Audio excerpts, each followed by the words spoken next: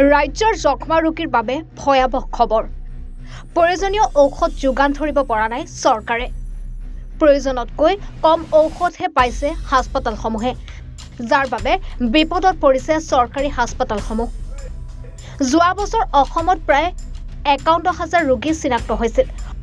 সমগ্ৰ ভাৰতত প্ৰায় ২৪ লাখ ৰোগী চিনাক্ত কৰা হৈছে। কামৰূপ জিলাতো ৭৮৩ গৰাকী টিবি ৰোগী আক্ৰান্ত হৈ আছে। বিগত ৩ মাহে কামৰূপ জিলাত নাই টিবি ৰোগৰ ঔষধ। স্বাস্থ্য বিভাগে কিছু পৰিমাণে ক্ৰয় কৰি আছে যদিও সেয়া পৰ্যাপ্ত নহয়। চৰকাৰৰ নিৰ্দেশ অনুযায়ী ৰোগীসকলক ঔষধ যোগানৰ ব্যৱস্থা কৰি আছে কামৰূপ জিলা স্বাস্থ্য বিভাগে। শীঘ্ৰেই কামৰূপ জিলাত ঔষধৰ নাটনিৰ সমস্যা সমাধান হ'ব বুলি জনায় কামৰূপ জিলা স্বাস্থ্য যুটীয়া সঞ্চালকে।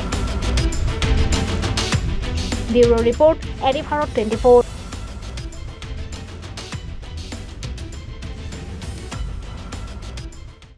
আপুনি ঔষধ বিচাৰি হাবাথুৰি খাইছে নেকি?